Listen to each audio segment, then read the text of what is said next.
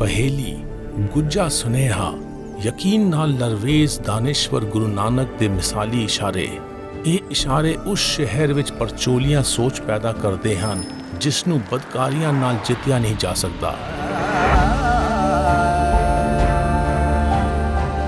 ਕੀ ਫਰਕ ਪੈਂਦਾ ਹੈ ਇਸ ਨਾਲ? ਅਯੋਧਿਆ ਵਿੱਚ ਪੱਤ ਦੀ ਜਗ੍ਹਾ ਕੋਈ ਸ਼ਬਦ ਗਾਏ, ਦੂਰ ਨਨਕਾਣਾ ਸਾਹਿਬ ਵਿੱਚ ਕੋਈ ਮਤਵਾਲਾ ਜਪਟੀ ਛੱਟ ਕਵਾਲੀ ਲੈ ਕੇ ਆਵੇ। ਪਹੇਲੀ ਉਹਨਾਂ ਸੰਤਾਂ ਨੂੰ ਸਿਜਦਾ ਹੈ ਜਿਨ੍ਹਾਂ ਦਾ ਇਨਕਲਾਬੀ ਫਲਸਫਾ ਗੁਰੂ ਨਾਨਕ ਨਾਲ ਮੇਲ ਖਾਂਦਾ ਹੈ।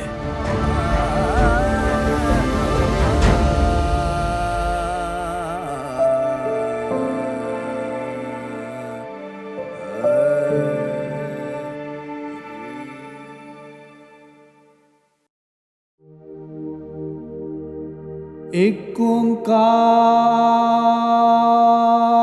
ਸਤਨਾਮ ਕਰਤਾ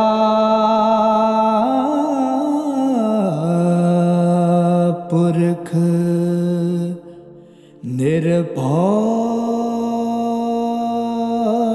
ਨਿਰਵੈਰ ਅਕਾਲ ਮੂਰਤ ਅਜੂਨੀ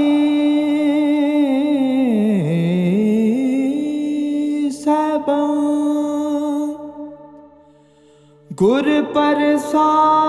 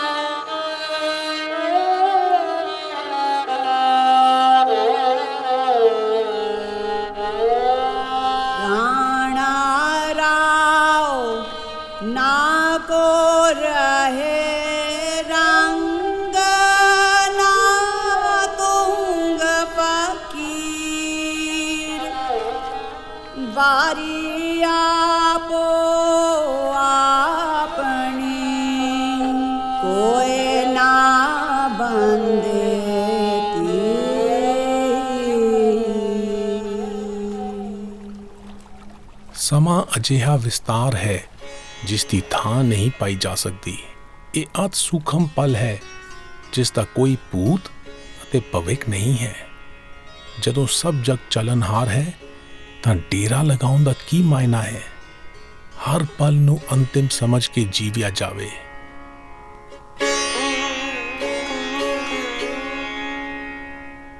ਗੁਰੂ ਨਾਨਕ ਅਤੇ ਭਾਈ ਮਰਦਾਨਾ ਨਾਨਕ ਮਤਾ ਤੋਂ ਨਾਨਕਪੁਰੀ ਟਾਂਡਾ ਅਤੇ ਗੋਲਾ ਗੋਕਰਨ ਨਾਥ ਰਾਹੀਂ ਅਯੋਧਿਆ ਪਹੁੰਚੇ।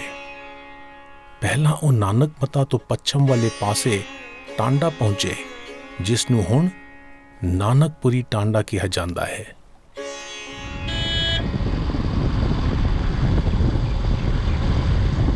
ਅਸੀਂ ਹੁਣ ਨਾਨਕ ਮਤਾ ਤੋਂ ਨਾਨਕਪੁਰੀ ਟਾਂਡਾ ਜਾ ਰਹੇ ਹਾਂ ਜੋ ਰਾਮਪੁਰ ਜ਼ਿਲ੍ਹੇ ਦਾ ਛੋਟਾ ਜਿਹਾ ਕਸਬਾ ਹੈ।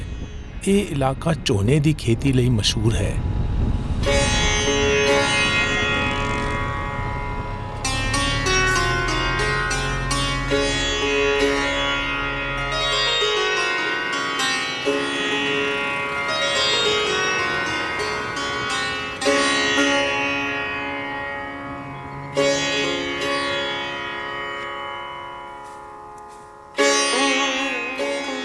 ਨਾਨਕਪੁਰੀ ਟਾਂਡਾ ਵਿੱਚ ਅਸੀਂ ਗੁਰਦੁਆਰਾ ਨਾਨਕਪੁਰੀ ਟਾਂਡਾ ਜਾ ਰਹੇ ਹਾਂ ਜੋ ਗੁਰੂ ਨਾਨਕ ਦੀ ਇਸ ਅਸਥਾਨ ਉੱਤੇ ਆਮਦ ਦੀ ਯਾਦ ਵਿੱਚ ਬਣਾਇਆ ਗਿਆ ਹੈ।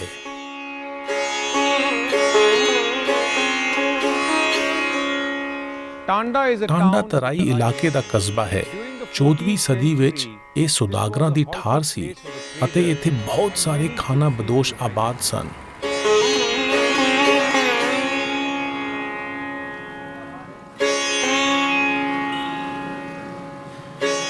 ਜਦੋਂ ਗੁਰੂ ਨਾਨਕ ਅਤੇ ਭਾਈ ਮਰਦਾਨਾ ਟਾਂਡਾ ਪਹੁੰਚੇ ਤਾਂ ਇੱਕ ਖਾਨਾ ਬਦੋਸ਼ ਪਰਿਵਾਰ ਆਪਣੇ ਪੁੱਤ ਦੇ ਜਨਮ ਦੀਆਂ ਖੁਸ਼ੀਆਂ ਮਨਾ ਰਿਹਾ ਸੀ। ਹੋਣੀ ਦੇ ਲਿਖੇ ਮੁਤਾਬਕ ਨਿਆਣਾ ਅਗਲੇ ਦਿਨ ਚਲਾਣਾ ਕਰ ਗਿਆ। ਖੁਸ਼ੀਆਂ ਮਨਾਉਣ ਵਾਲੇ ਲੋਕ ਕੁਝ ਘੰਟਿਆਂ ਬਾਅਦ ਹੀ ਮਾਤਮ ਮਨਾ ਰਹੇ ਸਨ।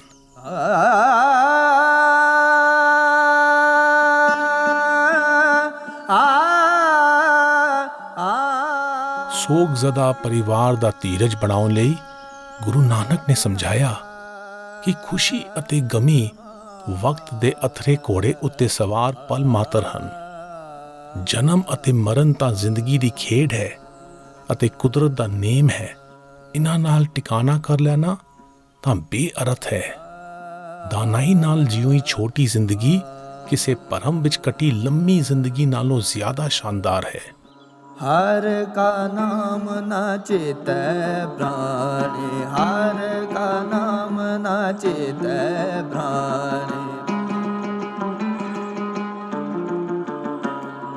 विकल भया संग माया,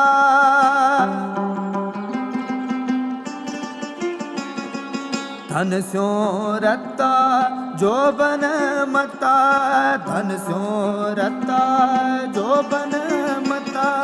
अहला जन्म गवाया, हर का नाम न चेतै प्राणी।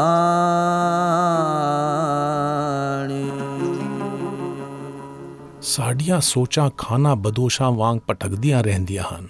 ਅਸੀਂ ਨਿਗੂਣੇ ਸੁੱਖਾਂ ਲਈ ਬੇਮਕਸਦ ਭਟਕਦੇ ਹਾਂ ਅਤੇ ਪਾਲਨਹਾਰ ਦੇ ਗੁਣਾਂ ਉੱਤੇ ਵਿਚਾਰ ਕਰਨ ਵਿੱਚ ਨਾਕਾਮਯਾਬ ਰਹਿੰਦੇ ਹਾਂ।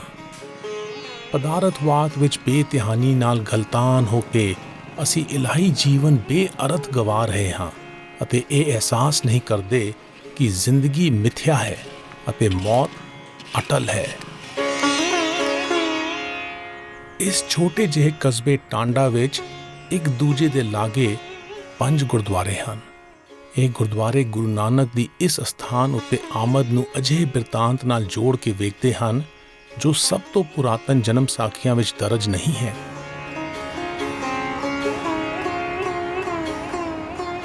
ਇਸ ਬਿਰਤਾਂਤ ਮੁਤਾਬਕ ਜਦੋਂ ਗੁਰੂ ਨਾਨਕ ਨੇ ਇਸ ਅਸਥਾਨ ਦਾ ਦੌਰਾ ਕੀਤਾ ਤਾਂ ਇਹ ਇਲਾਕਾ ਰੋਹਿਲਖੰਡ ਅਖਾਉਂਦਾ ਸੀ। ਇਹ ਗੁਲਾਮਾਂ ਦੀ ਸੌਦਾਗਰੀ ਲਈ ਬਦਨਾਮ ਸੀ। ਕਹਾਣੀ ਇਹ ਸੁਣਾਈ ਜਾਂਦੀ ਹੈ ਕਿ ਗੁਰੂ ਨਾਨਕ ਨੇ ਆਪਣੇ ਆਪ ਨੂੰ ਨੌਜਵਾਨ ਬਣਾ ਲਿਆ ਤਾਂ ਰੋਹਿਲਾ ਪਠਾਨ ਨੇ ਉਹਨਾਂ ਨੂੰ ਉਧਾਲ ਕੇ 4 ਵਾਰ ਵੇਚਿਆ।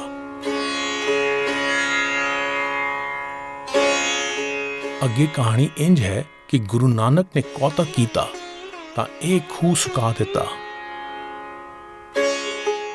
ਇੱਕ ਫਲਿਆ ਬਾਗ ਉਜਾੜ ਦਿੱਤਾ, ਭਰਿਆ ਮੋਦੀ ਖਾਨਾ ਖਾਲੀ ਕਰ ਦਿੱਤਾ ਅਤੇ ਇੱਕ ਭੇਡ ਨੂੰ ਜਿਉਂਦਾ ਕਰਨ ਲਈ ਮਾਰ ਦਿੱਤਾ। ਹਰ ਮੌਕੇ ਉਹਨਾਂ ਨੇ ਗੁਲਾਮੀ ਦੀਆਂ ਜ਼ੰਜੀਰਾਂ ਤੋੜ ਦਿੱਤੀਆਂ। ਗੁਰੂ ਨਾਨਕ ਨੇ ਆਪਣੀ ਬਾਣੀ ਵਿੱਚ ਹੁਕਮ ਸ਼ਬਦ ਦਾ ਬਹੁਤ ਇਸਤੇਮਾਲ ਕੀਤਾ। ਸ਼ਾਇਦ ਉਹ ਇਸ ਦੀ ਅਹਿਮੀਅਤ ਨੂੰ ਉਘਾੜਨਾ ਚਾਹੁੰਦੇ ਸਨ। ਮੈਨੂੰ ਯਕੀਨ ਹੈ ਕਿ ਉਹਨਾਂ ਨੇ ਗੁਲਾਮਾਂ ਦੇ ਸੌਦਾਗਰਾਂ ਨੂੰ ਟੋਕਿਆ ਹੋਵੇਗਾ ਅਤੇ ਉਹਨਾਂ ਨੂੰ ਆਪਣੀ ਸਿਆਣਪ ਦੇ ਅਲਫਾਜ਼ ਅਤੇ ਦਲੀਲ ਨਾਲ ਤਬਦੀਲ ਕੀਤਾ ਹੋਵੇਗਾ।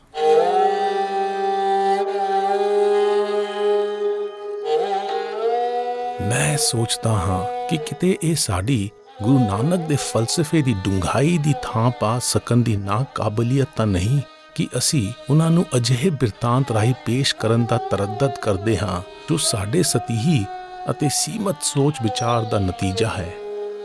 ਨਾਦਰ ਕਰੇ ਤੂੰ ਤਾਰੇ ਤਾਰੀਏ ਸਾਚ ਦੇਵੋ ਦੀਨ ਦਿਆਲਾ ਪ੍ਰਣਵਤ ਨਾਨਕ ਦਾਸਨ ਦਾਸਾ ਤੂੰ ਸਰਬ ਜਿਆ ਪ੍ਰਤਪਾਲਾ।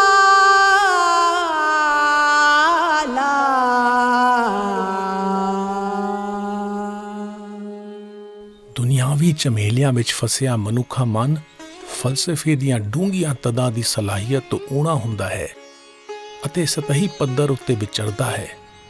ਗੁਰੂ ਨਾਨਕ ਦਾ ਗੁਲਾਮੀ ਬਾਰੇ ਗੂੜ੍ਹ ਸੁਨੇਹਾ ਹੈ ਕਿ ਉਹ ਉਸ ਦੇ ਦਾਸ ਹੋਣ ਲਈ ਤਿਆਰ ਹਨ ਜੋ ਸਿਰਜਣਾ ਨਾਲ ਇੱਕ ਸੁਰ ਹੈ।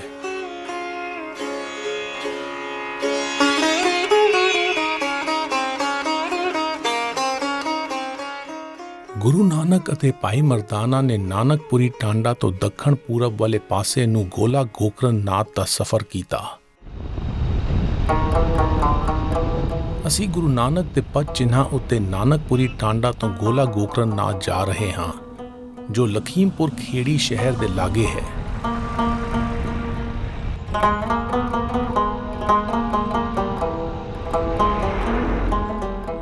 ਗੁਰੂ ਨਾਨਕ ਦੇ ਦੌਰ ਵਿੱਚ ਤਰਾਈ ਇਲਾਕੇ ਵਿੱਚ ਜੰਗਲ ਘਣਾ ਅਤੇ ਆਬਾਦੀ ਛਿੱਦੀ ਸੀ।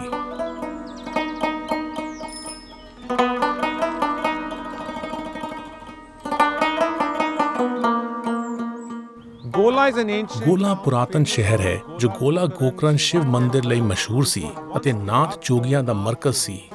ਜਦੋਂ ਗੁਰੂ ਨਾਨਕ ਇਸ ਸਥਾਨ ਉੱਤੇ ਪਧਾਰੇ ਤਾਂ ਸਾਰਧਾ ਨਦੀ ਗੋਲਾ ਸ਼ਹਿਰ ਦੇ ਨਾਲ ਵਗਦੀ ਸੀ, ਪਰ ਹੁਣ ਪਿੱਛੇ ਹਟ ਗਈ ਹੈ।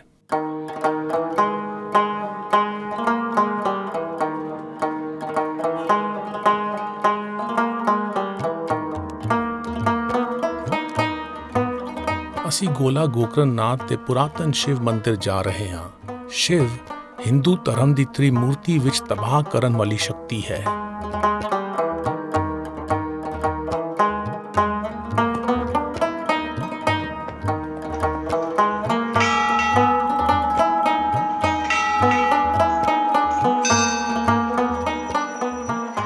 ਸੋਲ੍ਹਵੀਂ ਸਦੀ ਵਿੱਚ ਨਾਥ ਜੋਗੀ ਇਸ ਮੰਦਿਰ ਦਾ ਅਖੰਡ ਹਿੱਸਾ ਸਨ। ਕਿਹਾ ਜਾਂਦਾ ਹੈ ਕਿ ਜਦੋਂ ਗੁਰੂ ਨਾਨਕ ਗੋਲਾ ਗੋਕਰਨ ਨਾਥ ਪਧਾਰੇ ਤਾਂ ਉਹਨਾਂ ਦੀ ਨਾਥ ਜੋਗੀਆਂ ਨਾਲ ਗੋਸ਼ਟ ਹੋਈ।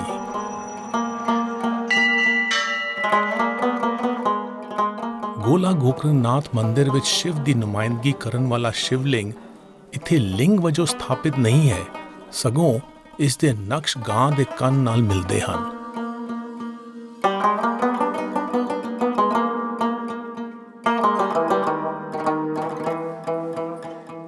ਸਾਖੀ ਇਹ ਸੁਣਾਈ ਜਾਂਦੀ ਹੈ ਕਿ ਸ਼ਿਵ ਦਾ ਸ਼ਰਧਾਲੂ ਰਾਜਾ ਰਾਵਣ ਵਿਦਵਾਨ ਹੋਣ ਦੇ ਨਾਲ ਬਹੁਤ ਮਗਰੂਰ ਸੀ। ਉਸ ਤੋਂ ਜਦੋਂ ਸ਼ਿਵਲਿੰਗ ਚੁੱਕਿਆ ਨਾ ਗਿਆ ਤਾਂ ਉਸ ਨੇ ਹਤਾਸ਼ ਹੋ ਕੇ ਇਸ ਨੂੰ ਹੇਠਾਂ ਦਬਾ ਦਿੱਤਾ।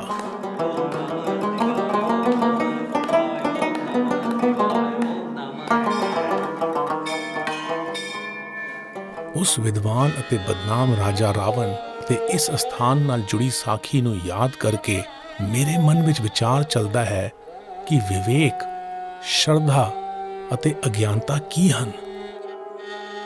ਅੰਤਰ ਅਗਿਆਨ ਦੁਖ ਪਰਮ ਹੈ, ਗੁਰ ਗਿਆਨ ਗਵਾਈ, ਜਿਸ ਕਿਰਪਾ ਕਰੇ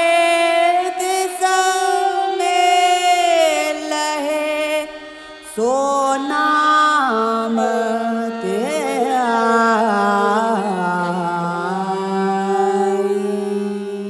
ਮੇਰੀ ਆਪਣੀ ਨਿਮਾਣੀ ਜਿਹੀ ਸਮਝ ਹੈ ਕਿ ਜੇ ਕਿਸੇ ਗਿਆਨਵਾਨ ਨੇ ਹਉਮੈ ਪਾਲ ਰੱਖੀ ਹੈ ਤਾਂ ਉਹ ਅਗਿਆਨੀ ਹੈ। ਅਗਿਆਨਤਾ ਦੇ ਮੂਲ ਦੀ ਪਛਾਣ ਹੀ ਸੱਚਾ ਗਿਆਨ ਹੈ। ਇਸ ਇਤਫਾਕ ਦਾ ਨੇਮ ਹੀ ਸ਼ਰਧਾ ਹੈ।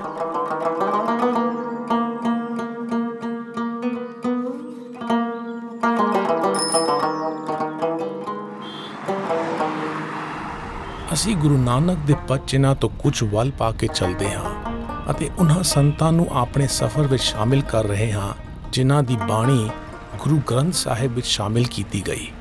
ਕੁਝ ਸੰਤ ਗੁਰੂ ਨਾਨਕ ਤੋਂ ਪਹਿਲਾਂ ਹੋਏ ਸਨ ਅਤੇ ਕੁਝ ਉਹਨਾਂ ਦੇ ਸਮਕਾਲੀ ਸਨ।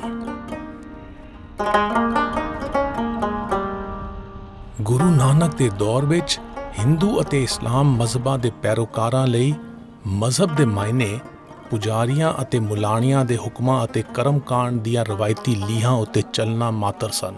ਸਮੇਂ ਦੇ ਨਾਲ ਇਸ ਦਸਤੂਰ ਨੇ ਬੁਨਿਆਦੀ ਫਲਸਫੇ ਦਾ ਘੇਰਾ ਤੰਗ ਕਰਨਾ ਸ਼ੁਰੂ ਕਰ ਦਿੱਤਾ। 10ਵੀਂ ਸਦੀ ਵਿੱਚ ਆਵਾਮ ਅਤੇ ਮਜ਼ਹਬ ਵਿਚਲੇ ਪਾੜੇ ਨੂੰ ਪੂਰਨ ਲਈ ਭਾਰਤੀ ਉਪ ਮਹਾਦੀਪ ਵਿੱਚ ਦੋ ਰੂਹਾਨੀ ਲਹਿਰਾਂ ਇੱਕੋ ਵੇਲੇ ਆਈਆਂ। ਹਿੰਦੂ ਧਰਮ ਵਿੱਚ ਭਗਤੀ ਲਹਿਰ ਅਤੇ ਇਸਲਾਮ ਵਿੱਚ ਸੂਫੀ ਸਿਲਸਿਲੇ ਸ਼ੁਰੂ ਹੋਏ। ਨਾਬਰੀ ਦੀਆਂ ਦੋਵਾਂ ਲਹਿਰਾਂ ਨੇ ਆਪਣਾ ਇਜ਼ਹਾਰ ਮੁਕਾਮੀ ਬੋਲੀਆਂ ਵਿੱਚ ਸ਼ਾਇਰੀ ਰਾਹੀਂ ਕੀਤਾ ਅਤੇ ਦੋਵਾਂ ਨੇ ਇੱਕੋ ਸਿਰਜਣਹਾਰ ਨੂੰ ਸਿਜਦਾ ਕੀਤਾ ਜੋ ਕਣ ਕਣ ਵਿੱਚ ਸਮਾਇਆ ਹੈ। ਗੁਰੂ ਨਾਨਕ ਵੀ ਇੱਕੋ ਸਿਰਜਣਹਾਰ ਦੇ ਤਰਜਮਾਨ ਸਨ। ਇਹ ਫਲਸਫਾ ਏਕੇ ਦਾ ਹਮਾਇਤੀ ਸੀ ਅਤੇ ਦਵੈਤ ਨੂੰ ਰੱਦ ਕਰਦਾ ਸੀ। ਉਹਨਾਂ ਦਾ ਫਲਸਫਾ ਰੂਹਾਨੀਅਤ ਦੀਆਂ ਭਗਤੀ ਅਤੇ ਸੂਫੀ ਧਾਰਾਵਾਂ ਨਾਲ ਇੱਕ ਸੁਰ ਸੀ। ਅਸੀਂ ਗੁਰੂ ਨਾਨਕ ਦੇ ਪਦ ਚਿੰਨ੍ਹਾਂ ਤੋਂ ਕੁਝ ਵੱਲ ਪਾ ਕੇ ਕਨੌਜ ਜਾ ਰਹੇ ਹਾਂ, ਜੋ ਭਗਤ ਪਰਮਾਨੰਦ ਨਾਲ ਜੁੜਿਆ ਸ਼ਹਿਰ ਹੈ।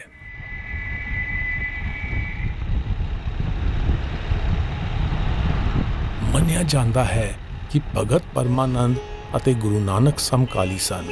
ਉਹਨਾਂ ਦੇ ਮੇਲ ਦੀ ਕੋਈ ਗਵਾਹੀ ਨਹੀਂ ਮਿਲਦੀ, ਪਰ ਉਹਨਾਂ ਦਾ ਇੱਕ ਸ਼ਬਦ ਗੁਰੂ ਗ੍ਰੰਥ ਸਾਹਿਬ ਵਿੱਚ ਸ਼ਾਮਿਲ ਹੋਣਾ ਗਵਾਹੀ ਭਰਦਾ ਹੈ ਕਿ ਉਹਨਾਂ ਦੀਆਂ ਸੋਚਾਂ ਮੇਲ ਖਾਂਦੀਆਂ ਹਨ।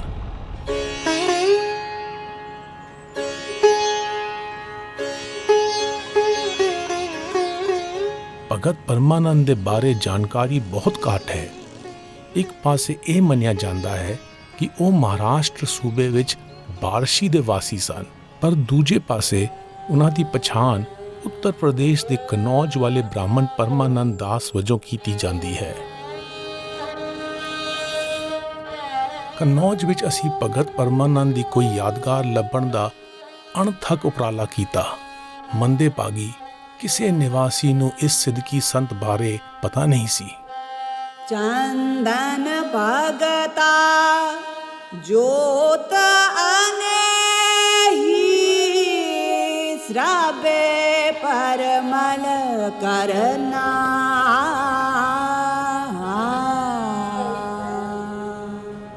ਚੰਦਨ ਦਾ ਦਰਖਤ ਆਪਣੇ ਆਲੇ ਦੁਆਲੇ ਨੂੰ ਖੁਸ਼ਬੂ ਨਾਲ ਭਰ ਦਿੰਦਾ ਹੈ। ਇਸੇ ਤਰ੍ਹਾਂ ਸਦਬੁੱਧੀ ਲੋਕ ਆਪਣੇ ਪਿਆਰ ਨਾਲ ਸਿਆਣਪ ਦਾ ਚੁਫੇਰਾ ਛਟਾ ਦਿੰਦੇ ਹਨ ਅਤੇ ਸਮਾਜ ਵਿੱਚ ਇਤਫਾਕ ਦੀ ਖੁਸ਼ਬੂ ਫੈਲਾਉਂਦੇ ਹਨ।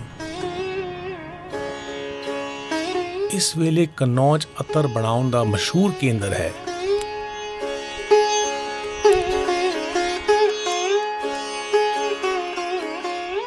ਖੁਸ਼ਬੂ ਦੀ ਤਾਕਤ ਹੈ ਕਿ ਇਹ ਨਜ਼ਰ ਨਹੀਂ ਆਉਂਦੀ, ਪਰ ਮਹਿਕ ਖਿਲਾਰਦੀ ਹੈ।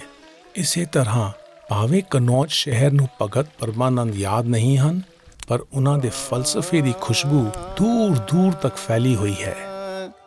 ਤੈ ਨਰ ਕਿਆ ਪੁਰਾਨ ਸੁਨ ਕੀਨਾ, ਅਨ ਪਾਵਨੇ ਭਗਤ ਨਹੀਂ ਉਪਜੀ। ਭੂਖੈ ਦਾਨ ਨਾ ਦੇਨਾ।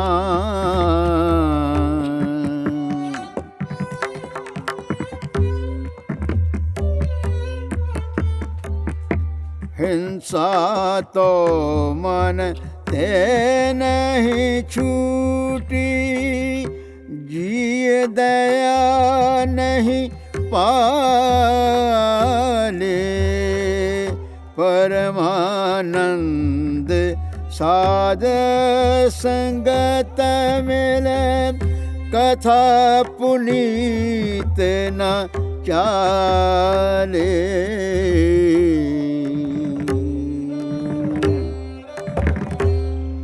ਭਗਤ ਪਰਮਾਨੰਦ ਨੇ ਆਪਣੇ ਇਸ ਸ਼ਬਦ ਵਿੱਚ ਸ਼ਰਧਾ ਦੀ ਸੰਜੀਦਗੀ ਅਤੇ ਇਖਲਾਕੀ ਵਿਹਾਰ ਨੂੰ ਕਰਮਕਾਂਡ ਤੋਂ ਵਧੇਰੇ ਅਹਿਮੀਅਤ ਨਾਲ ਉਘਾੜਿਆ ਹੈ। ਮੁਕੱਦਸ ਕਿਤਾਬਾਂ ਦਾ ਬੇਧਿਆਨਾ ਪਾਠ ਕਿਸੇ ਮਨੁੱਖ ਦੇ ਕਿਰਦਾਰ ਦੀ ਮੈਲ ਨਹੀਂ ਧੋ ਸਕਦਾ। ਸੱਚੀ ਸੋਚ ਨਾਲ ਜੋਟੀ ਪਾ ਕੇ ਸ਼ਰਧਾ ਦੇ ਸਮੁੰਦਰ ਵਿੱਚ ਤਾਰੀ ਲਗਾਈ ਜਾ ਸਕਦੀ ਹੈ। ਕਨੌਜ ਤੋਂ ਅਯੋਧਿਆ ਜਾਂਦੇ ਹੋਏ ਅਸੀਂ ਗੁਰੂ ਨਾਨਕ ਦੇ ਪਦ ਚਿੰਨ੍ਹਾਂ ਤੋਂ ਇੱਕ ਹੋਰ ਵੱਲ ਪਾ ਰਹੇ ਹਾਂ। ਅਸੀਂ ਕਾਕੋਰੀ ਵਿੱਚ ਸੰਤ ਭੀਕਨ ਸ਼ਾਹ ਦੀਆਂ ਯਾਦਾਂ ਫਰੋਲਣ ਜਾ ਰਹੇ ਹਾਂ, ਜਿਨ੍ਹਾਂ ਦਾ ਫਲਸਫਾ ਗੁਰੂ ਨਾਨਕ ਨਾਲ ਮੇਲ ਖਾਂਦਾ ਸੀ।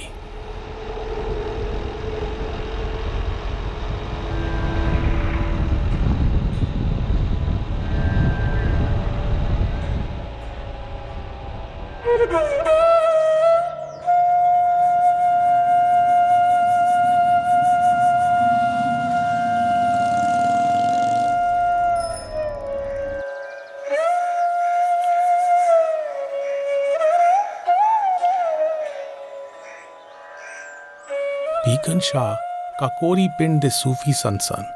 ਉਹ ਗੁਰੂ ਨਾਨਕ ਦੇ ਸਮਕਾਲੀ ਸਨ। ਉਹਨਾਂ ਦਾ ਜਨਮ 1483 ਵਿੱਚ ਹੋਇਆ। ਉਹਨਾਂ ਨੇ ਭਗਤੀ ਅਤੇ ਸੂਫੀ ਲਹਿਰਾਂ ਦੇ ਅਸਰ ਹੇਠ ਬੇਮਾਇਨਾ ਕਰਮਕਾਂਡ ਅਤੇ ਰਹੋ ਰੀਤਾਂ ਦੀ ਨਿਖੇਧੀ ਕੀਤੀ।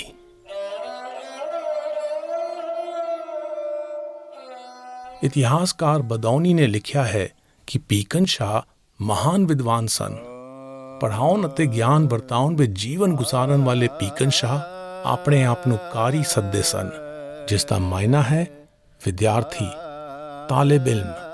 ਇਸ ਕਲਮੀ ਨਾਮ ਵਿੱਚੋਂ ਉਹਨਾਂ ਦੀ ਸ਼ਖਸੀਅਤ ਦੀ ਹਲੀਮੀ ਝਲਕਦੀ ਹੈ।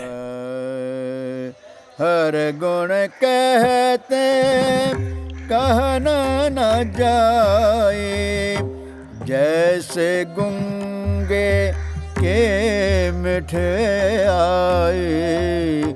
रसना रमत सुनत सुख श्रवना, चित चेते सुख होए।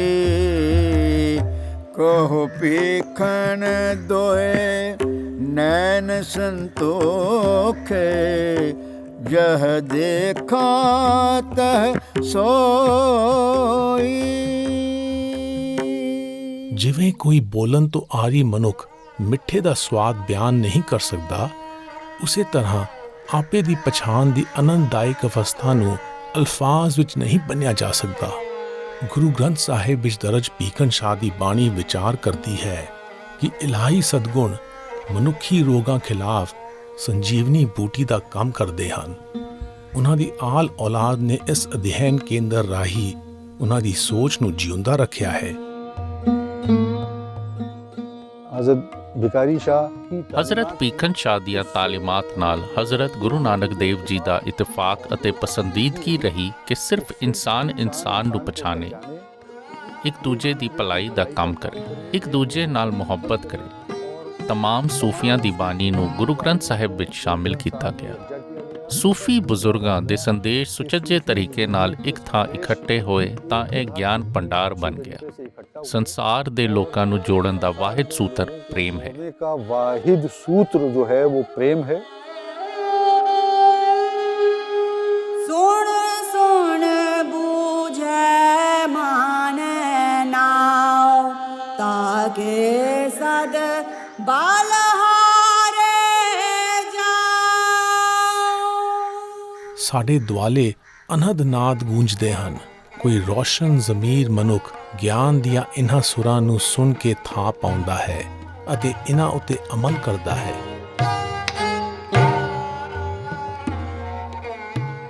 ਗੋਲਾ ਗੋਕਰਨ ਨਾਥ ਤੋਂ ਗੁਰੂ ਨਾਨਕ ਅਤੇ ਭਾਈ ਮਰਦਾਨਾ ਨੇ ਸਾਰਦਾ ਨਦੀ ਵਿੱਚ ਕਿਸ਼ਤੀ ਰਾਹੀਂ ਸਫ਼ਰ ਕੀਤਾ ਅਤੇ ਸਾਰਦਾ ਘਾਗਰਾ ਦੇ ਸੰਗਮ ਉੱਤੇ ਬ੍ਰਹਮਾ ਘਾਟ ਪੁੱਜੇ। ਇਸ ਤੋਂ ਅੱਗੇ ਉਹ ਘਾਗਰਾ ਨਦੀ ਵਿੱਚ ਕਿਸ਼ਤੀ ਰਾਹੀਂ ਅਯੋਧਿਆ ਗਏ।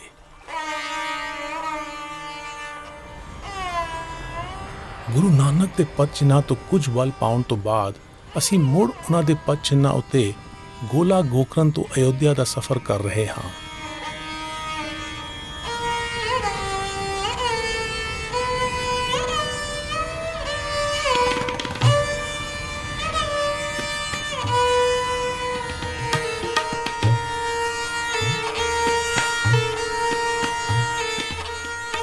Located along the banks of the Ghagra river, ਘਾਗਰਾ ਨਦੀ, ਜਿਸ ਨੂੰ ਸਰਯੂ ਵੀ ਕਹਿੰਦੇ ਹਨ, ਦੇ ਨਾਲ-ਨਾਲ ਅਯੋਧਿਆ ਵਸਿਆ ਹੈ। ਇਹ ਨਾਮ ਸੰਸਕ੍ਰਿਤ ਬੋਲੀ ਤੋਂ ਆਇਆ ਹੈ, ਜਿਸ ਦਾ ਤਸ਼ਬੀਹੀ ਮਾਇਨਾ ਹੈ ਉਹ ਥਾਂ ਜਿਸ ਨੂੰ ਬਦਅਮਲੀ ਨਾਲ ਜਿੱਤਿਆ ਨਹੀਂ ਜਾ ਸਕਦਾ। cannot be conquered by unrighteousness.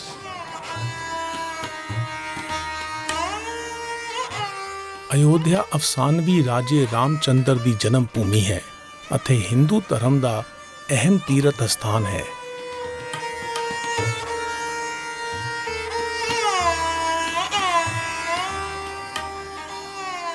ਕਹਾਣੀਆਂ ਨੂੰ ਫਲਸਫੇ ਦੇ ਪੱਧਰ ਉੱਤੇ ਸੁਣਾਇਆ ਅਤੇ ਸਮਝਿਆ ਜਾਵੇ ਤਾਂ ਇਹ ਪ੍ਰੇਰਨਾ ਦਾ ਜ਼ਬਰਦਸਤ ਸੋਮਾ ਹੋ ਸਕਦੀਆਂ ਹਨ। ਰਾਮਾਇਣ ਰਾਮਚੰਦਰ ਨਾਲ ਜੁੜਿਆ ਮਹਾਕਾਵ ਹੈ ਜੋ ਡੂੰਘੀਆਂ ਤਸ਼ਬੀਹਾਂ ਰਾਹੀਂ ਰੂਹਾਨੀ ਸੁਨੇਹਾ ਦਿੰਦਾ ਹੈ। ਰਾਮਚੰਦਰ ਉਸ ਖਾਲਸ ਚੇਤਨਾ ਦੀ ਨੁਮਾਇੰਦਗੀ ਕਰਦੇ ਹਨ ਜਿਸ ਦਾ ਅਯੋਧਿਆ ਵਿੱਚ ਵਾਸਾ ਹੈ। ਅਜਿਹੀ ਸਲਤਨਤ ਜਿਸ ਵਿੱਚ ਕੋਈ ਕਲੇਸ਼ ਨਹੀਂ ਹੈ।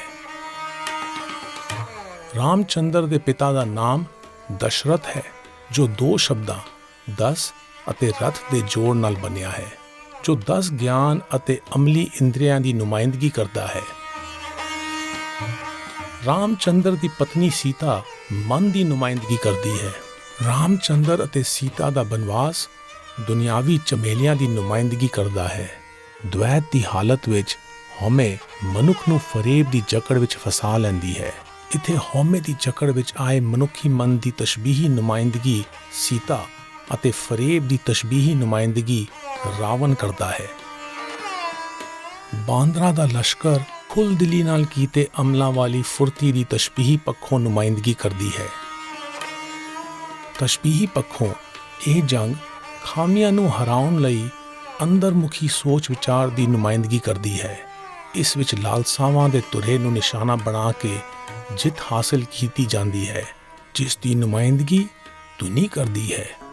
ਜਦੋਂ ਲਾਲਸਾਵਾਂ ਉੱਤੇ ਜਿੱਤ ਹਾਸਲ ਹੋ ਜਾਂਦੀ ਹੈ ਤਾਂ ਮਨੁੱਖੀ ਮਨ ਤਵਾਜ਼ਨ ਵਿੱਚ ਆ ਜਾਂਦਾ ਹੈ।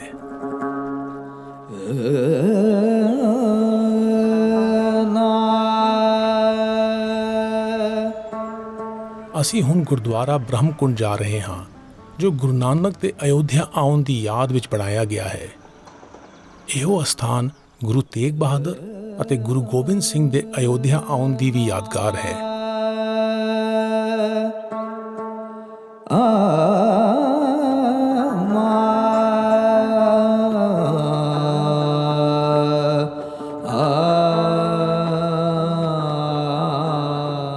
Close to river Ghagra, ਘਾਗਰਾ ਨਦੀ ਦੇ ਨੇੜੇ ਗੁਰਦੁਆਰਾ ਬ੍ਰਹਮਕੁੰਡ ਗੁਰੂ ਨਾਨਕ ਅਤੇ ਭਾਈ ਮਰਦਾਨਾ ਦੇ ਅਯੋਧਿਆ ਆਉਣ ਦਾ ਸਭ ਤੋਂ ਪੁਰਾਣਾ ਯਾਦਗਾਰੀ ਅਸਥਾਨ ਹੈ।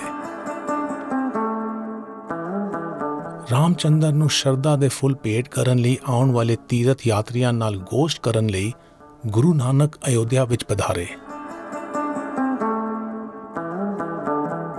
ਗੁਰੂ ਨਾਨਕ ਨੇ ਅਯੋਧਿਆ ਵਿੱਚ ਬਹੁਤ ਡੂੰਘਾ ਸੁਨੇਹਾ ਦਿੱਤਾ। ਨਾਨਕ ਨਿਰਭਉ ਨਿਰੰਕਾਰ, ਹੋਰ ਕੇਤੇ ਰਾਮ ਰਵਾਲ, ਕੀਤੀਆਂ ਕੰਨ ਕਹਾਣੀਆਂ, ਕੇਤੇ ਵੇਦ ਵਿਚਾਰ, ਕੇਤੇ ਨਚੈ ਮੰਗਤੇ, ਗੇੜ ਮੁੜ ਪੂਰੈ ਤਾਲ, ਬਾਜਾਰੀ ਬਾਜ਼ਾਰ ਮਹਿ ਆਏ, ਕੱਢੇ ਬਾਜ਼ਾਰ।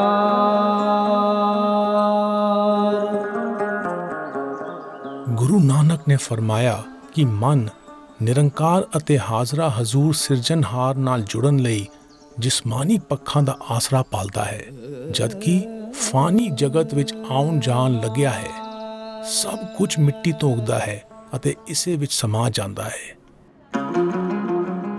ਗੁਰੂ ਨਾਨਕ ਨੇ ਘਾਗਰਾ ਨਦੀ ਦੇ ਘਾਟਾਂ ਉੱਤੇ ਲੋਕਾਂ ਨੂੰ ਮੁਕਤੀ ਦੀ ਆਸ ਵਿੱਚ ਘੋਰ ਤਪ ਕਰਦਿਆਂ ਦੇਖਿਆ ਤਾਂ ਇਹ ਸ਼ਬਦ ਉਚਾਰਿਆ, ਜਗਨ ਹੋਮ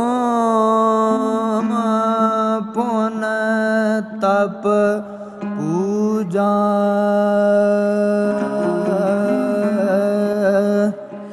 ਦੇ ਦੁਖੀ ਨਿਤ ਦੁਖ ਸਹੈ, ਰਾਮ ਨਾਮ ਬਿਨ ਮੁਕਤ ਨਾ ਪਾਵਸ, ਮੁਕਤ ਨਾਮ ਗੁਰਮੁਖ ਲੈ,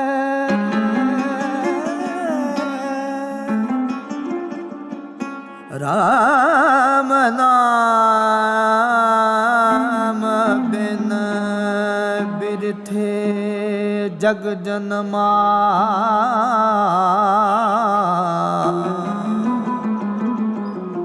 ਭਿਖ ਖਾਵੈ ਭਿਖ ਬੋਲੀ ਬੋਲੇ ਬਿਨ ਨਾਵੈ ਨਿਫਲ ਮਰ ਭ੍ਰਮਨਾ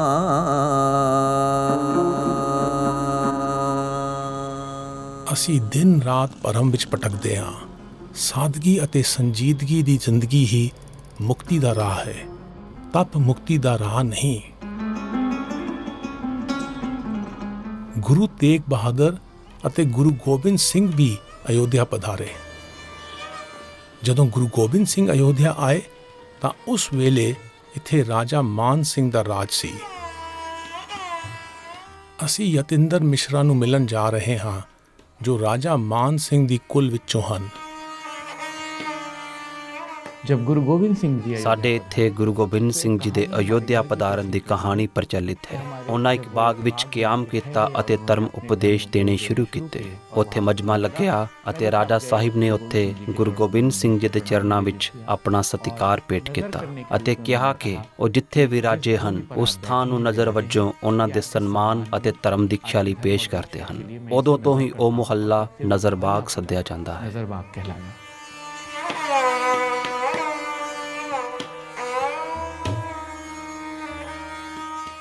ਅਸੀਂ ਹੁਣ ਗੁਰਦੁਆਰਾ ਨਜ਼ਰਬਾਗ ਜਾ ਰਹੇ ਹਾਂ।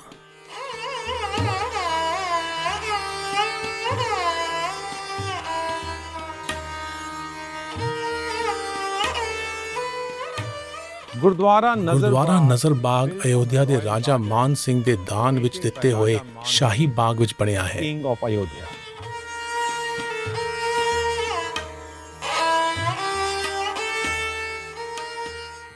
अयोध्या को लेकर जो विभिन्न धर्म संप्रदायों ਅਯੋਧਿਆ ਬਾਰੇ ਵੱਖ-ਵੱਖ ਮਜ਼ਹਬਾਂ ਅਤੇ ਫਿਰਕਿਆਂ ਵਿੱਚ ਸਾਂਝ ਦੀਆਂ ਕੂਲਾਂ ਵਗਦੀਆਂ ਹਨ। ਇਹ ਕੂਲਾਂ ਇੱਕ ਦੂਜੇ ਦੀਆਂ ਪੂਰਕ ਹਨ। ਇਹ ਰਲ ਕੇ ਹੀ ਵਸੂਦੇਵ ਕੁਟੰਬਕਮ ਬਣਾਉਂਦੀਆਂ ਹਨ।